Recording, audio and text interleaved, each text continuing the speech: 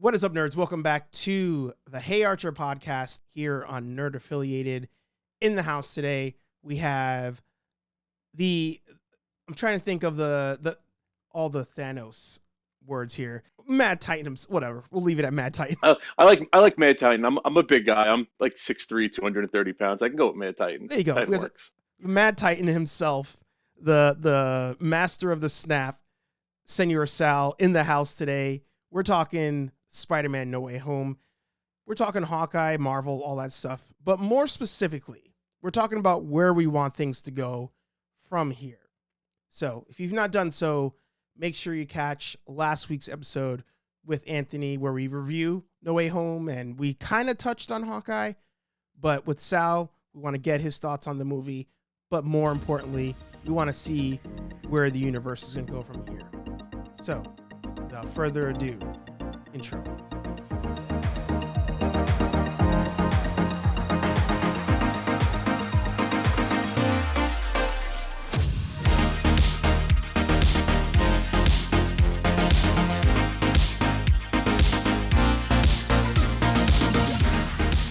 Welcome back, everybody. We are in the new studio, still working on the lighting and all that kind of stuff, but we have Sal coming to us live from the Belfry. Sal, Happy New Year. How are you doing, sir? Happy New Year to you too. I'm doing good. Doing all right. I'm wearing some sweet merch, drinking out of some sweet merch, starting the new year off right. I like that one of us is wearing the merch from this channel, at least.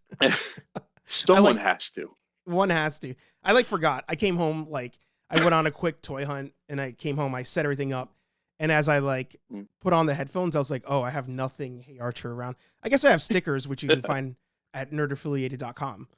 But yeah, that works. So how's you and Anthony, I mentioned on the last show, kept the channel alive while I was in my move. You guys talked. We tried. Yeah. There was a lot to catch up on too. I mean, so many things came out in the last month.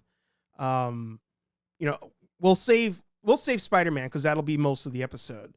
So we'll actually cover Hawkeye first because I feel like, much like the book of Boba Fett, the internet was not crazy about Hawkeye, but I loved it. And I feel like you liked it too, no? Yes, very much. So what were your thoughts overall on the show? I feel like they're taking notes from Hawkeye. So broad stroke on Hawkeye. First two episodes were meh, 3 and 4 better, 5 really good, 6 really great. Right. And so far with Boba Fett, I'm getting the same vibe. Episode 1, it was almost like a head scratcher. I wasn't quite sure where I felt about it. Mm-hmm. I didn't know where I sat on the spectrum. And then episode 2 came out and I'm like, yes, this is what we needed. Yeah. This is what I was looking for. Yeah. Return to form. So I like the direction it's going. Yeah, same. Now, when it comes to Hawkeye, I think an issue people probably had was they've been getting so much pedal to the metal as far as graphics and intergalactic and all this kind of stuff.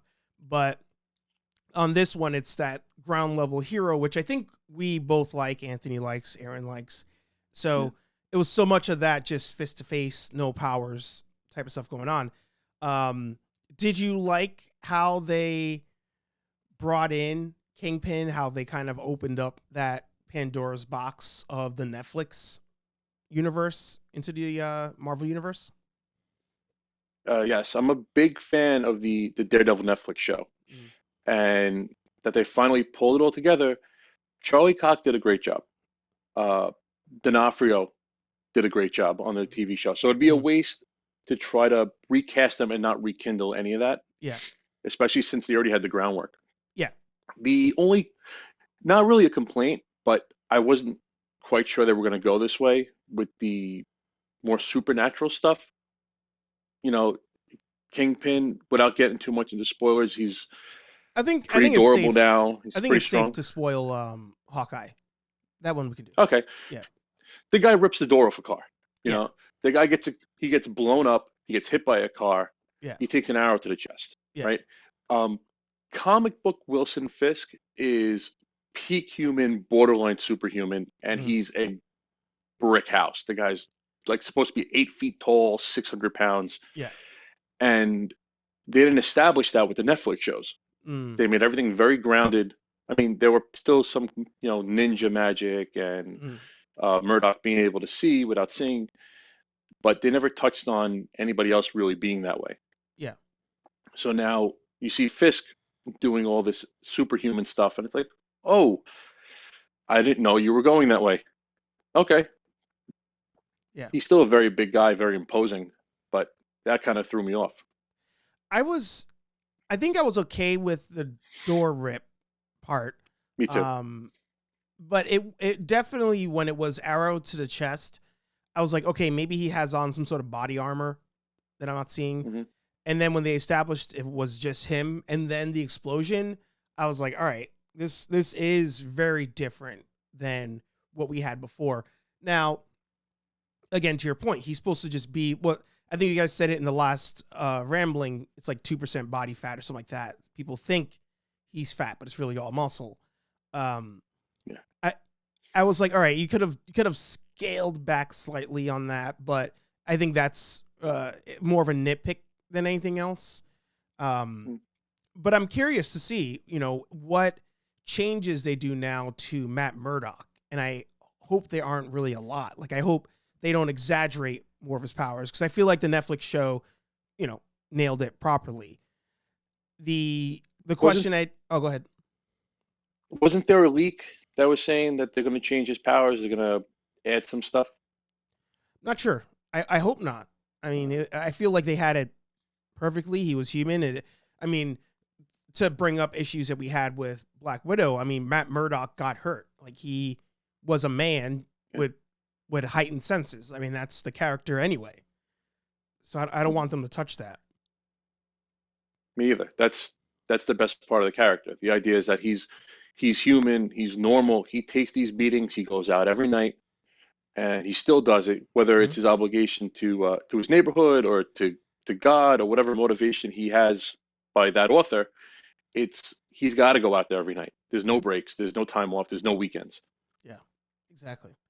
So going forward, right, we go into, we have the series finale or season finale of Hawkeye. Established Kingpin's in it. Safe to assume Kingpin is not dead at the end of that show, even though they try to make it seem like he is. At least I hope not, but I'm pretty sure he's not. So that show ends, and then we have No Way Home released, and something we all thought was going to happen, we hoped would happen, happens. Charlie Cox introduced there. What were your thoughts before we go forward? What were your thoughts on the movie as a whole? I've been joking around calling it Spider-Man Far From Perfect. It's really good. Yeah. Right. It's just I have some issues, and I think it's because the high school stuff, even in Far From Home, the high school stuff didn't quite hit me right. All the costume stuff is good, and then the interactions between the kids with each other, I don't know, maybe I'm too damn old, but to watch the high school stuff is kind of rough. Yeah. And in my last recording, I actually made a mention of it. I think the big difference is, or the big parallel would be Cobra Kai. I love Cobra Kai. I haven't finished the last season yet, but the high school stuff is still really good. And to see Marvel book on the Spider-Man stuff, the high school stuff, yeah, it's like, how come they're getting it right? And you guys, you have all this intellectual property and all this time and all this mouse money. Make it work. Make it enough for everybody. Well, and I think this is what the ending of the movie kind of pushes us towards. I think they just went too big out of the gate, and there was so much happening in the first two movies and even in this movie that the Peter Parker stuff was like the weakest point, because it was there because it had to be there, but he was living in like this, to go back to the Daredevil point, he wasn't a normal teenager. Like, he had access to billions of dollars of technology, and he had all these resources and lived in a great apartment in Brooklyn or Queens. And it just wasn't Peter Parker. Like it was Iron Man Jr. And I think even with the suits and all that stuff, when they throw in the high school part and now that everybody knows who he is, you're just like, I don't see the challenge here, really. Like, I think at that point, people knew I was Spider-Man and I had access to all these resources. Like, not to be 2022 about it, college is the last thing I care about. I really would be like, you know what?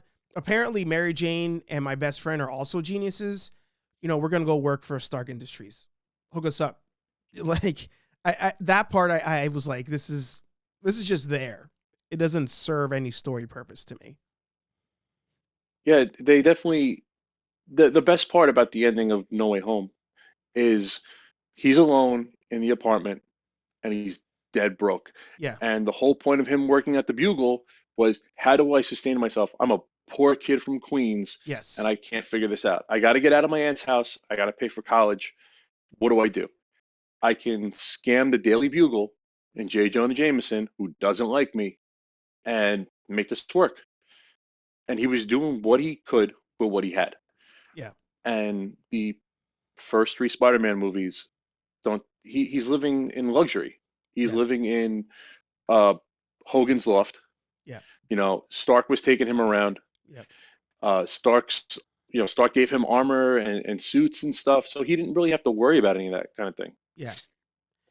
And now it's nice that they're getting back to that they're taking him back down. He's by himself in an apartment. He's got to make it work on his own. Uncle Tony's not around anymore. Mm-hmm.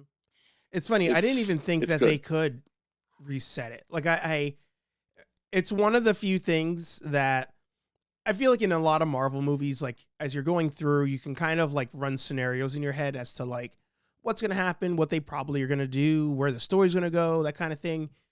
For some odd reason, it never entered my head, even though it was blatantly in our faces, that they would just soft reset everything by doing the mind wipe, where he's got nothing. Because even Aunt May's dead, so that allows you to even do that. Like, is by her not even being there, you can kind of solve the problem where, you know, the direct family doesn't even acknowledge the fact that they have a child. You know, so he has no direct family now. He's got nobody. Yeah. So it's good. It helps. So go ahead. Do you think Ned and MJ should have ended up together? Because I think that's something they kind of missed. I think I hope there's a deleted scene. Mm-hmm. There should have been like Ned and MJ leaning in for a kiss, and that could have been, you know, the final stroke where Peter's like, you know what, the world is different. This is not my place. That's a really good But I guess question. it doesn't work. I guess that doesn't work because it's not a time travel thing. It's a mind wipe. So it's not like he never existed. Is it? Because that's the thing. Like that Anthony and I talked about that in that episode where there's a lot of continuity errors in the decision that they made. And we almost have to like forget about them because I think in Screen Rant's video, which I should have probably fact checked from then till now, but I think it was in Screen Rant where they were like, so what about like the Flash Thompson book? What about photos, videos, all these things? And what Anthony brought up was at the end of Civil War, the comic book, Tony and Doctor Strange got together and Doctor Strange was like, all right, I'm going to make everybody forget Peter Parker's Spider-Man, but I can't affect technology. That has nothing to do with magic. And Tony was like, all right, well, I can do that part. And they kind of work together to do it. So in this movie, they don't really address that. They're just like, okay, everybody's going to forget. But it's like, how do you get rid of like physical photos? Like, you can't. Yeah. So, yeah, they. You don't think Flash Thompson's sitting at home with 200 copies of unsold books in his bedroom, and he's just looking at it with Peter Parker's picture on it? Yeah. They do the half face, the half Spider-Man, half Peter Parker, and he's just got like stacks and stacks. He's got to push him out of the way to get to the kitchen. Yeah. It's. But that and you can't wipe it. You can't. But it's one of those where it's like we almost have to like let this one time slide. and it for the greater good almost. But I can't even remember the question. What was the initial? So do I think they should have got together? It would have been interesting. I wouldn't have hated it, but that is another line that they'd be crossing where it's like, okay, in their memory bank where all the scenes where Peter and her together replaced with Ned, and then that's where they're like, oh, we had this history together, but really it wasn't. Like, I'm not sure if that's where they would go or what they would do. I just feel like it would be a better final stroke than because he hasn't really he's the dumbest of the three Spider-Men. Mhm. Yeah. And it might be more because he's a teenager because he Yeah. keeps making these mistakes that caused the entire movie to begin with. Right. Even giving away Edith and the whole hologram thing, he does these things and I get frustrated with him.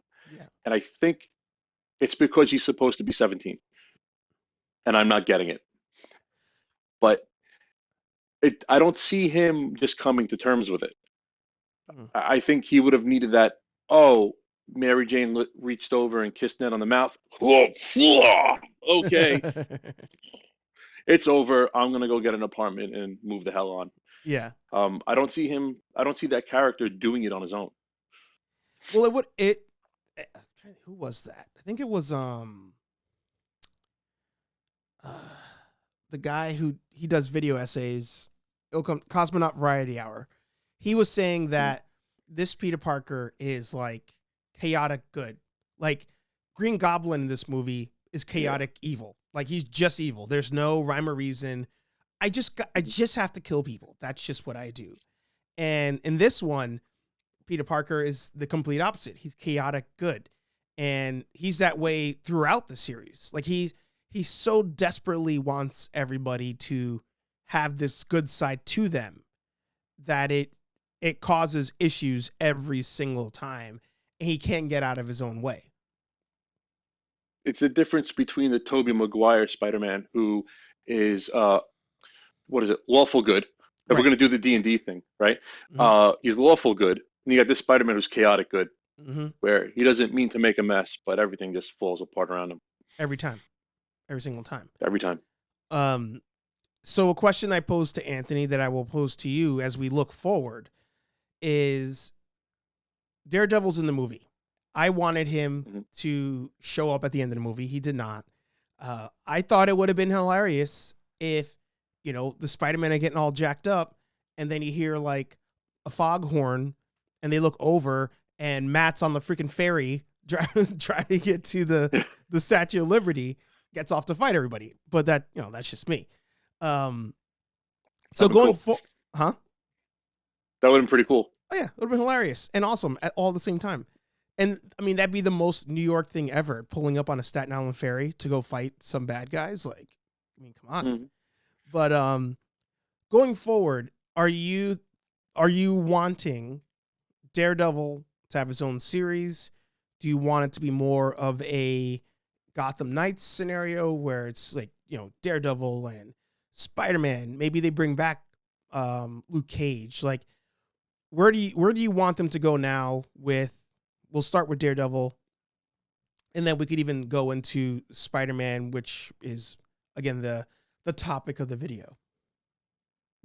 I think Daredevil works best in his own little microcosm. He's got Foggy, he's got Page, he got Ben Urich. There's his own little R.I.P. He has Ben his own Urich. little universe. Yeah, but he has his own little universe in Hell's Kitchen, his own little microcosm that operates outside of, I feel like, the rest of Marvel. You got a guy like Luke Cage, and Luke Cage kind of he weaves in and out of the Avengers, he weaves in and out of other comics. I feel like Daredevil, it's a little bit different. So I would like to keep it that way and have like light undertones of everything else. And if they do they're going to do another Daredevil series, whether it's a TV show or a movie. I'd rather it be like small interjections from other characters. Maybe I don't know, maybe he gets a call that someone needs help, or if he's tracking, let's say he's tracking the hand Mm. and Danny Rand shows up because Danny Rand was tracking the hand too, so they both hop in on it. Yeah, I would rather see something like that. that makes sense. Um, and I mean, I think it goes without needing to be said, but I'll say it anyway. Got to recast Danny for sure. Like Oh man, that can't happen again. oh, that could have been in the last show that I did with Anthony, the last rambling. Yeah. The video free version. The the we They should have done a Heroes for Hire. I Yeah. think a Heroes for Hire would have fit in really well after it wouldn't fit in really well after Civil War, after the collapse of Shield. And I think it would have worked really nice. I don't know why they were so afraid of it. Mm. I think they could have done a little introduction, just jumped right into it. Two guys hustling people for money. Yeah. Yeah. Two superpower guys beating people up for money. Yeah. All right, then you could do the backstory stuff in the TV show. Yeah. Sorry, there's the new cat is playing with something and I don't want her to choke. 1 second. Yeah, go ahead. Making her second appearance on the podcast, Holly the cat. Because Hey, Holly. technically I'm in her room, so she has priority in Taking up her space. But yeah, I agree. That would have been wonderful. But I mean, I think of all the people, Danny's the one that I want gone. Everybody else I think could stay. Luke could stay, even though I hated the Jessica Jones show. I think she could stay. It was okay. She's another character. She's kind of like, I feel like she's kind of like Captain Marvel, where Carol Danvers, where her personality is like generally unlikable, and they kind of like force her on you. Because and it has nothing. I mean, it has nothing to do with Brie Larson. Even in the comics, Carol Danvers is very abrasive, and she's a hothead, and most of the Avengers team has a hard time getting along with her. Yeah.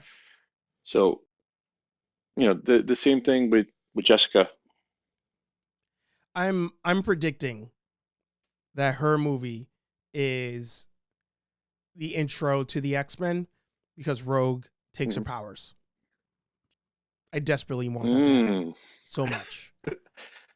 Well, I think that's the whole thing. I think that's kind of like, hey, we're recasting you, and we're doing this subtly. Well, not so subtly, but we're going to do this smooth, so we don't just throw you out and start over.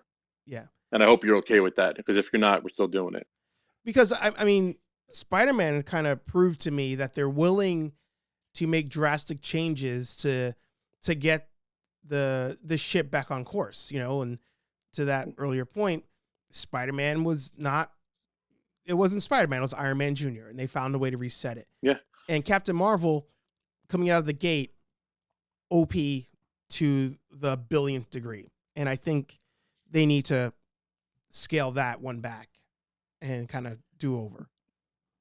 You know what I think they should have done with Spider-Man? There should have been, I hope it's a cutscene, and if it's not, in my head canon, it should have been when he's filing for the apartment and he has to put his, some real life stuff interjected, and he's got to put his social security number down. They got to do a background check and a credit check, right? Yeah. He tries to put down Peter Parker, and he realized, oh wait, it's not going to come back to anything. So what he does is maybe he's flipping through stuff in his apartment or through his box, and he sees an old picture of Aunt May and Uncle Ben. They're together in like a park or something, sitting on having a picnic. He flips it over, and it says Ben Parker and May Riley, 1990. And he goes, Ben Riley, and he puts Ben Riley down on the form. Yeah. Whether they go with Ben Riley and they make him the Scarlet Spider or not, that would have been a nice little nod if they would have went that way. That would have been wonderful. Because Peter doesn't exist. That would have been wonderful. Absolutely wonderful. See, that's why people like you got to write for this stuff, not whoever they got over there. I wouldn't even. Send me the check. Send me the check first. Yeah, exactly. So, all right. So going forward, where do you want Spider-Man to go from here? Like, are we kind of like where it's a clean slate? We want Daily Bugle. We want Doc Ock TV show type thing going on. Do we want to stay as movies? do we want something different as far as him being Spider-Man here from what we've seen in the other movies? What are you kind of looking forward to or wanting? Man, I'm not. I know what I want, but I'm not sure if that's what we're gonna get Mm-hmm. because they're already talking about the Secret Wars and Mm-hmm. things going forward. He's already. I think, isn't it already established that they're doing a Secret War and he's taking over the Tony Stark role at point on most things? I'm not sure, Or that was. actually. But that, I thought they were gonna make him the flagship guy after Downey. oh, I see what you're saying. I think yes on that part. I didn't know. I guess that would. Oh, my headphones were phasing out there. That would make sense that they would do. He would be that head character because they did mention Secret Wars. They mentioned the scrolls and all that stuff. So yeah, I mean that's. I don't. I don't like Spider-Man taking point in that situation. I Yeah. think Spider-Man works better as a ground level guy. He works better taking out thugs, taking out mildly supernatural stuff. Mm-hmm. Um, to Well, do the whole he's outer not the leader. space thing, Yeah, he's not the leader no, he's at not. all. Yeah. But to do all that Avengers stuff, I never liked Spider-Man in those situations. I always felt Spider-Man should be doing ground level stuff. Yeah. Um, the outer space things never like that stuff never took off with me. Um, it should like Ant and I spoke about this more with Batman too. The less supernatural, the better. The more thugs and mobsters he's fighting, put him against the Magia. Now that Kingpin exists, do the Magia and do a whole thing with that. He's punched out a bunch of superpower guys before. Mm-hmm. Let's scale it back a little bit. Yeah. Um, TV show something or else I movie hope though? they work on. Ooh, movie. Movie. I think it should be a movie. Yeah. Everything else kind of already establishes that there's an underground crime syndicate with the tracksuits and all Yeah. that stuff. Yeah. Another thing I think would be cool is with the Multiverse of Madness, they set up Morlock. Is it Morlin? Morlin. Uh, the spider totem stuff with Mm-hmm. the interdimensional spider vampires. Mm-hmm. And if they want to go super wacky, they can go in that direction too. And they could tie that into Morbius. They could do. Yeah. There's a lot they can do if they go supernatural. So, I was That's how I talking. would snap it. Yeah. Yeah, for sure. No, and if you were gonna snap it as well, I would actually, when the whole multiverse thing kind of happens, instead of Doctor Strange being the one to shut it down and all that stuff, Madam Web comes through. What are you doing? And hmm that throws us into that loop.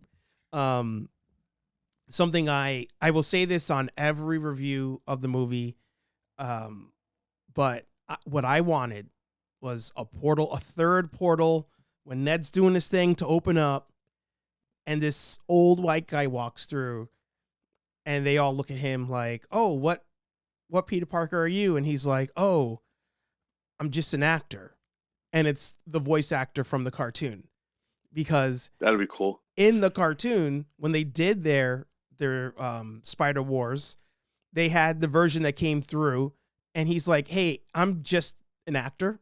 I don't have any powers." And I thought that was one of the best parts of that series, was just like that little nugget. Or even if, and I should have fact checked this from the last episode. If the original actor from the 70s TV show was alive, if he came through, oh wow, you guys have powers? Like, I'm just an actor. Like, that would have been cool. You could have had the guy from the '90s push the guy in from the '70s in a wheelchair or something.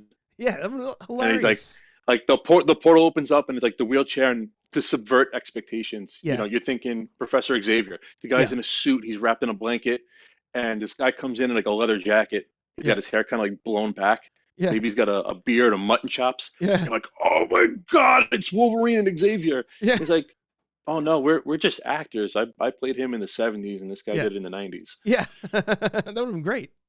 Oh, wonderful. But I want that. I do want a secret, not Secret Wars, sorry, a Spider Wars type of thing. The you just said his name before, not Modok, Moreland. Mullen. Yeah. I would like that stuff to happen of going through and attacking the different Spider-Man across the universe and all that. But I want that down the road. I don't want that Yeah. in the next trilogy, or even, I don't know if it's possible, but I would even want it in the next 2 trilogies. Like I want another 10-year build. Unless, if it's in this trilogy, but Spider-Man's involved in other movies along the way, maybe, but I want another 10-year build to that kind of thing. 'Cause otherwise they're just throwing these massive events at us every other year. And again, kind of weird that other characters are not jumping in and be like, hey, this is some crazy shit happening in Jersey. I'm in New York. Crazy shit happening there too. And nobody's like seeing it. It's, I think you and I mentioned it in one of our videos from last year. How much stuff can happen back to back, and everyone's just like really okay with this. Rewatching Far From Home, it's like everyone just got snapped back, and everyone's really friggin' cool with everything going on right now. Mm-hmm. Yeah, you got the feel of the chaos from Falcon and the Winter Soldier, but Falcon and the Winter Soldier was what, 3 years after that movie came out? Mm. Or Yeah. 2 years after that movie came out? Like it's 2-ish. yeah. My years are all Yeah, jacked like a up. year and a half. Yeah. I guess it's from like May 19. So yeah, like a year and a half. And you know, everybody's supposed to be okay with all this stuff. Mm-hmm. Yeah. Like no, that way too much stuff has happened. And with the phase system before, at least it was every couple of years, 5 movies or so. Then you got a phase and you got a Yeah. big incident that happened. Now it's like every other movie. It's one giant phase, so every other movie is a catastrophe. Yeah. But even those phases, like as you went one into the other, all the crazy things that happened were very like controlled. Like even, you Yeah, think the Ultron movie, that's all happening like in one country, in a city, that all this is happening. yeah, It doesn't get beyond that. Everything now is like life-changing for like the galaxy every single time. And the fact that they didn't even loop in anything from the Loki show, I thought was so odd, because yeah, not only did you have that with the multiverses and all that stuff, you also had WandaVision happening, where there was like reality warping things happening, and there's no mention of that. And all this is happening around the same time. And it's like they Marvel keeps throwing that flag every time, and it's like you gotta slow down. And again, that's probably the It, charm of Hawkeye. and my headcanon, which makes it all work, Mm-hmm. well, I try to justify it, is the Wanda becoming a Nexus being, the death of the uh, the death of what's his name in Loki. Um, Oh, Owen Wilson's character. what they call Kang. No, what they call Kang in Loki. The one Anthony said it. But so the death of Wanda becoming a Nexus being, the death of Kang, and the collapse at the Statue of Liberty. Yeah. In my head canon, they all happened at exactly the same time. Right. The Man Who Remains. So yeah, the one that remains. So all 3 of those instances happened at the same time. So it's one giant like collapse. Right. And it's not 3 separate incidents, which would have been horribly chaotic. It's one big incident, and everything is kind of like, okay, now we're all here. This is where we are, Mm-hmm. and everything's happening within that. I mean, who knows if they even do it that way? But that would make the most sense to me.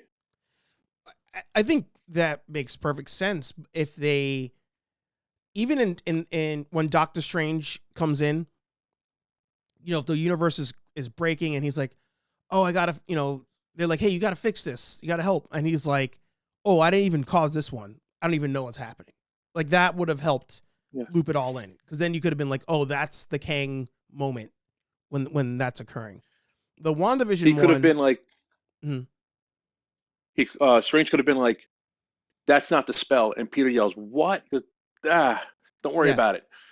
yeah, And then he just keeps working on it. yeah, That one line, that little piece of dialogue because it even looked would have different. fixed it Like all. the way that it was all ripping in the sky, it looked different Mhm. than last time. So that, yeah, like maybe he is the one that helps like protect this Earth, but at least reference that there's another reality warping event happening in canon. Like that's the least you can kind of do with these, Yeah. because otherwise it's just they're always having to write themselves out of these corners. Like, oh no, this was this. Oh, this was that. Like, I don't know. It's very bizarre. It is. It's a lot to manage. Yeah. I do not want Kevin Feige's job. But going forward, I mean, I'm all in on, a storyline of him. Maybe he meets Gwen Stacy now. Maybe he runs into Felicia Harding, Felicia Hardy. Yeah, Hardy. Yeah. And then maybe 2 movies in or 3 movies in, he ends up going to work at, whatever labs, and Mary Jane's there doing an internship. And it's like, oh, there she is, and they have this unspoken connection again, like the end of the movie. Like it's one where you got to play the old school pro wrestling route, where you got to let a story develop, and you got to take some characters out of the mix to cause the heart to grow fond again when you bring them back. Oh yeah. Yeah. Take a vacation, do house shows. Yeah. You Yeah. know, Exactly. we'll put you back in a year from now, but you're still going to do promotional stuff, maybe back card stuff or off television stuff. But trust me, in a year from now, you'll appreciate what we do. I was watching this podcast. The guy, Seth from What's Popping on YouTube, he does a lot of toy collecting, but he's a big wrestling fan. So he started doing his own like podcast, one that is about wrestling, and then there's another one that's about collecting, but he has different collectors on every week. And they were talking about wrestling, more specifically talking about the WCW era when Sting changed into like the white and black version of Sting, and how that was a 1 year run of Sting not wrestling, just randomly being in the rafters, like, oh, who's that? What's going on? And the lights cut out. Like a whole year they played that game. And then when Sting came out, it was like, holy shit. Like, that's what they need to do here with Mary Jane, with Ned, with Spider-Man. Yeah. Just nothing crazy happens for like 5 years. We don't see any of the old characters for like 5 years. Bring him back in. I remember that Sting stuff very fondly because I was a big WCW fan at the time. Yeah. And I felt like WWE had the better story arcs, and WCW had better wrestling. But like the fights were choreographed better. Yeah. And I have very fond memories of Surfer Sting just like disappearing after Bash at the Beach, and then months later, the lights flicker, NWO's around, Yeah. and he's in the rafters, or he just comes down with a baseball bat, whacks a couple of guys, and runs off. And it's like, what the hell was that? Mm-hmm. I have very fond memories of that time. Yeah. The golden age. And it was a Big very DDP fan. Yeah. Well, and I think that's why we have like certain characters that we gravitate towards, because DDP was also kind of like that regular guy. Like, he was tall and everything, but he had like his ribs taped up. He taped up his fingers. He just came out in like jeans one time to wrestle. Like, he was just a regular dude who'd get jacked up in there. He didn't seem larger than life like, Hogan, Macho, The Rock. He was just like regular guy who probably was sitting at the bar, took a drink, and was like, all right, I'm gonna jump in now. And then did that.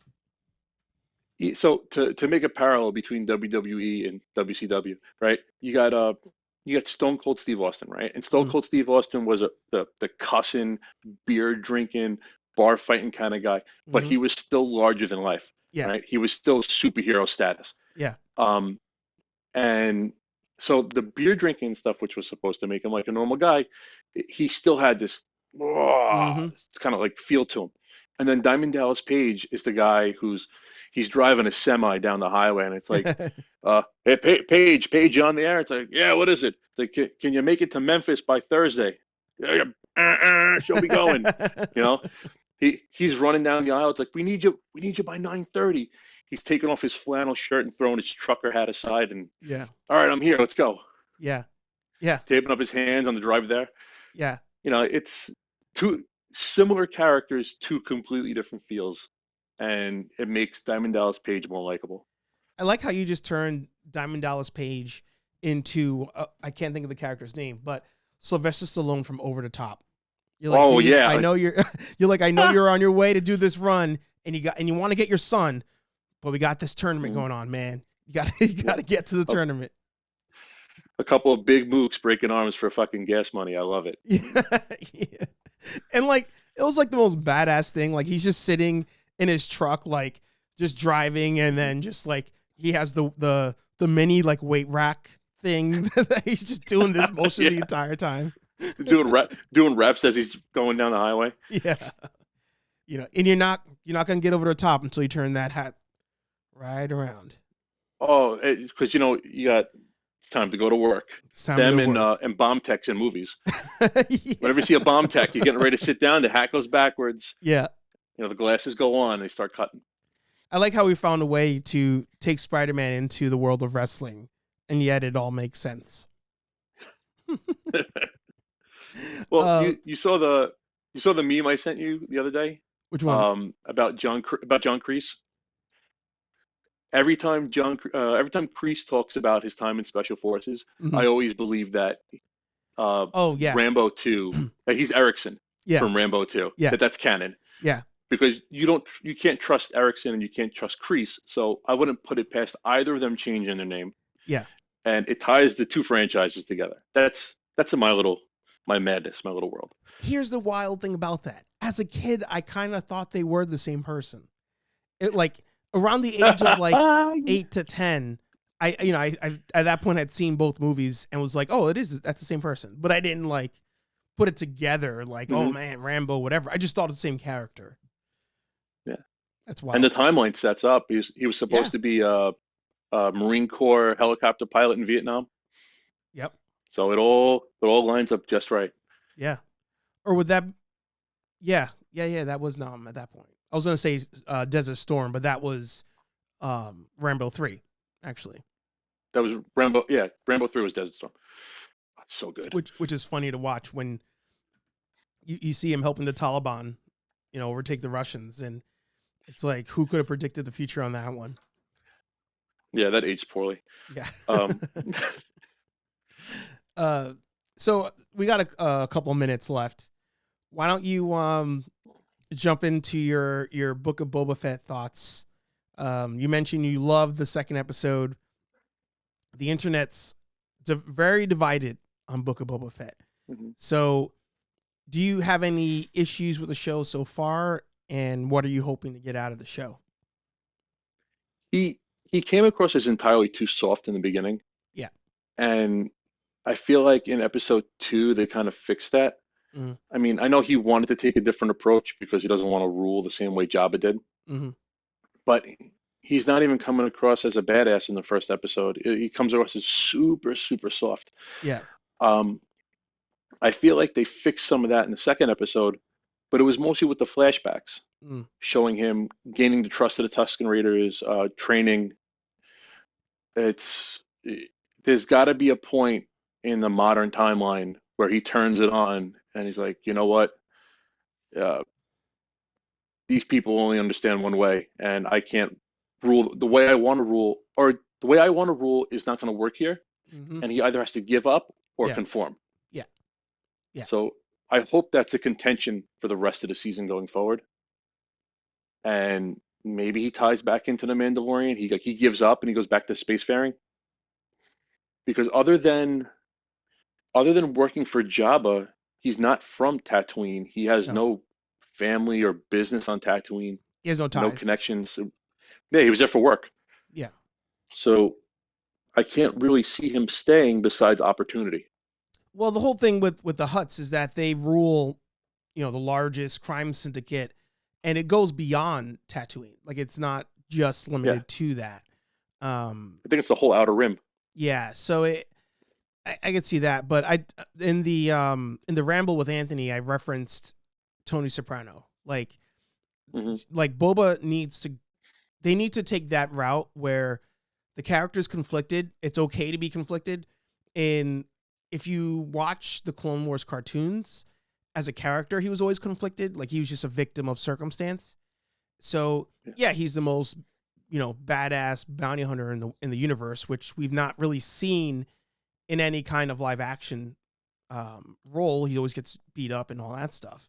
But they say he's the most badass character, the most ruthless. They need to have some ruthless moments with him in the show. Like there needs to be that moment where he wants to help somebody, but he's got a job to do, and take Yeah. the Tony Soprano route. Like Tony Soprano, every single time he made a decision to murder, kill, steal, whatever, he knew he was doing the wrong thing, but it was all Yeah. necessary for the sake of power. And Mhm.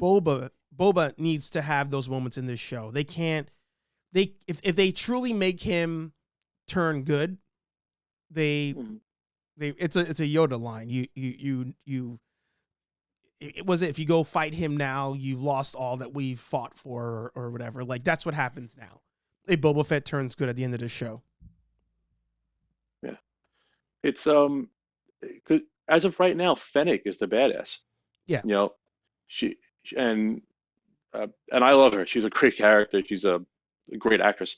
Mhm. Finally getting her chance, like really in the spotlight. And it's not, but I don't want her. No. I'm not watching the Fennec Shen show. Yeah. I'm watching Book of Boba Fett. Yeah. The, you know, even the Mandalorian had scenes like that Yeah. where the Djarin is like, "Look, I'm here for work. Oh, I can't let this kid go. Yeah. Like I know it's wrong. The money's good, but I know it's wrong, and this is Yeah. gonna hurt me forever. And Yeah. it's still a kid, and I was a kid one time, and they took me in. The right thing needs to be done. Yeah. So it's they got to show him being badass. They got to show Yeah. him not taking shit from anybody and getting it done. Yeah. Because he's trying to be a mob boss. That's the other part too. He Yeah, we were talking about how he, Star Wars at its core is always taken from other things, and one of the things of recent years that they've taken a lot from is westerns. I mean, Episode 2 was a yeah, train heist. So nothing's original yeah, there. The fact that nothing's original in the show surprisingly has not bothered me as much as I thought it would. But when it comes to him, ruling with respect and all this stuff, like he's not going into that. He's not going to the planet to be the new sheriff. And I feel like as they're writing the yeah, show, they've kind of forgotten that. He's going there to be the new crime boss, to be the head of the mob. And they're setting it up almost where he's trying to clean the town up. And that's yeah. not his role there. There's already a mayor. So technically he should, if anything, if you want to take that route, how do I help you clean this town up? Again, makes no sense because he has no ties to the planet. But we have to remember he's going there to be in charge of the spice runs, to control the gambling, the prostitution. All that's what he's trying to do, and it's like they're forgetting that as they're writing the story. Since you quoted an HBO show, I'm going to see you and raise you, another Yeah. HBO show. It reminds me of Deadwood, but Uh. Deadwood makes sense because the guy was already a deputy marshal. Mm. Uh, he was already a marshal somewhere else. Yeah. So, so he was. I can't remember Timothy Oliphant's character's name, but it's been a while since I've watched it. Yeah. But he was already a deputy marshal somewhere else. Mm-hmm. And now the whole point of going to Deadwood is this is out deep into the West. It's no man's land. I can start over. Me and my partner, we just want to start a general store, and we don't want to be lawmen anymore. We're done, the two of us. And he gets there and he sees how lawless this place is, and he sees the prostitution and the organized crime, and then he goes, you know what? I can't not. I know who I am in my heart, Yeah. and I can't not be. I'm a lawman, Yeah. and I can't not be a lawman when I see injustice. Yeah. Um, Boba Fett is not that character, Right. and they got to stop dressing him up like that. Right.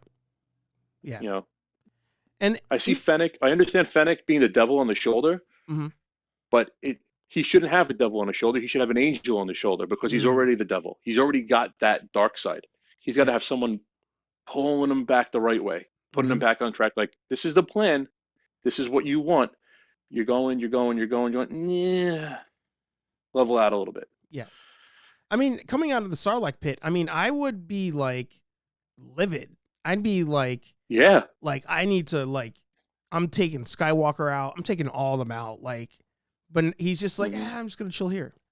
That, you know, it's funny. You know, we have all the complaints, but yet it's still a decent show. Yeah. Where does now that you mentioned that, that'd be very interesting to open up. I'm surprised in the Mandalorian season 2, the ending, he doesn't open fire on Luke as soon as the door opens. Yeah. Because he's the one that kicked him into the Sarlacc pit. Yeah. Right? Get some revenge. So, like Snap. Yeah, as soon as who knows, like maybe like as soon as I would love to do that. That's actually a really great idea. Yeah. As soon as the door opens, Boba takes a shot. And maybe you have Luke deflect the one shot and shoot him a look. And that look could be like almost like a Jedi mind trick kind of thing from across the room, where Boba's like hand is trembling, like he's trying to pull the trigger and he can't. Mm-hmm. Then they do the whole Grogu thing. As Luke leaves, then the round goes off. Yeah. That would have been awesome. Yeah. Because it makes sense. Because the whole reason why he pulled himself out of the Sarlacc pit is because of Luke and Han. Yeah. Oh, Luke, I'm sorry. He wants that revenge. Well, Han too. Yeah. They were there to save Han, so you know you gotta pull that revenge. So, well, any last minute things you want to mention before we call it an episode? Working on a vlog series. Gonna call it the Snapshot. My behind the scenes stuff on what I'm working on with the Snap, what I'm reading, what I'm watching. Try to give you guys some behind the scenes stuff on the inner workings of what I'm writing and what I'm working on. Nice. Hopefully that comes out soon after a little bit of editing, and we'll see. If you guys like it, I'll put out more. There you go. Love it. It was a pleasure as always to have you on. Can't wait for the next Snap. And you also have a Batman Forever conversation that you want to have. So can't wait for all that fun stuff. And thank you all for listening, and thank you for watching. You can find all of that fun stuff here at Nerd Affiliated, whether you're on the podcast, whether you're on YouTube, all of it, Nerd Affiliated. Nerd Affiliated on Instagram. We post all sorts of fun stuff there too. HeyArcher Live returns Thursday, 8:15-ish p.m. on the Nerd Affiliated channel. But yeah, sometimes it's 8:15, 8:05, 20. But the vlog series is back, season 3, over at HeyArcher on YouTube. So subscribe to that too. Sal, it's been a pleasure. All of you, thank you for being here. Thank you for watching. And we'll talk to all you nerds in the next video. Peace.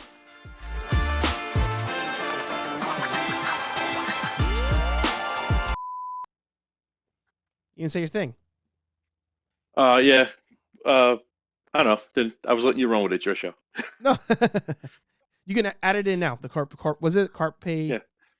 Carpe Noctem. Seize the night. There you go. Good night, everybody.